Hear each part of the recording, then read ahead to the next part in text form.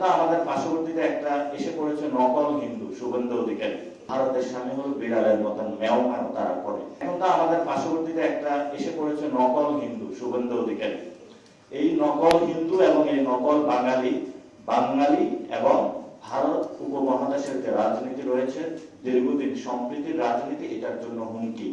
এই নকল হিন্দু তার শুধু ব্যবসা বুঝে কখনো মমতার দলে যায়, কখনো বিজেপির ছাতা ধরে। একটা সময় মোদী বিখ্যাত বক্তব্য দিয়েছিলেন যে শুভেন্দু অধিকারী হলো একটা ঘুষখোর, চোর, বাটপার, চিটার। উনি হলো তার দেখিয়েছিলেন, সেই ঘুষ নিয়ে সরাসরি ধরা খেয়েছিল। আসামের যে মুখ্যমন্ত্রী হচ্ছে সেটাও একটা বাটপার টাইপের লোক, ঘুষ নিয়ে জনগণের সম্মুখে সরাসরি ধরা খেয়েছিল।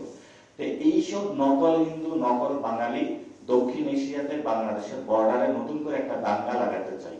আমাদের থেকে স্পষ্ট কথা, এনসিপি থেকে এবং বাংলাদেশের জনগণের পক্ষ থেকে, আমরা দক্ষিণ এশিয়াতে আর কোনো দাঙ্গা লাগতে দেব না।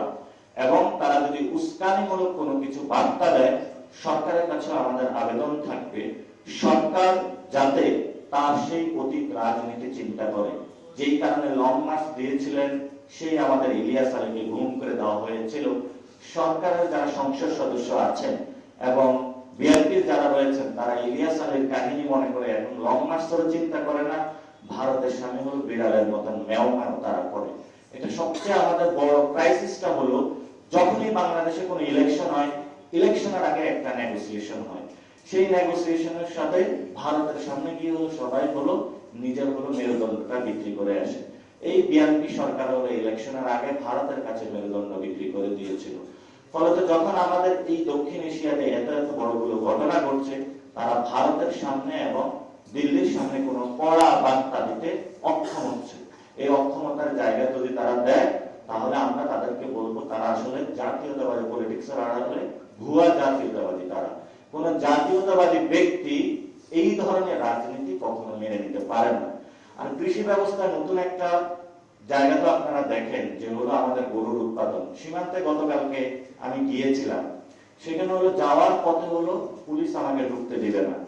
আরে ভাই, আমি তো বাংলাদেশের মধ্যে যেতে চাই। বাংলাদেশের মধ্যে যদি আমি যেতে না পারি, তাহলে এটা বাংলাদেশের যারা সরকার আছে তাদের জন্য একটি লজ্জার একটি বিষয়। তারা ভয় পায় যে সীমান্ত গেলে কোনো উত্তেজনা সৃষ্টি হবে। তো সীমান্তে আমি প্রান্তিক লেভেলে গিয়ে দেখলাম সেই মানুষগুলোর ফুড সেফটি নাই, তাদের যে কৃষি ব্যবস্থা সেটা নিরাপত্তা নেই। এবং বড় যে হত্যাকাণ্ড গুলো হয়ে থাকে, সেখানে আপনারা দেখবেন যে কৃষকের জমিতে সে গিয়ে চাষ করতে পারে না, ধান উৎপাদন করতে পারে না, পেঁয়াজ উৎপাদন করতে পারে না। বাংলাদেশের ভূমি সেখানে উৎপাদনের মূল্যে কৃষক বঞ্চিত হচ্ছে।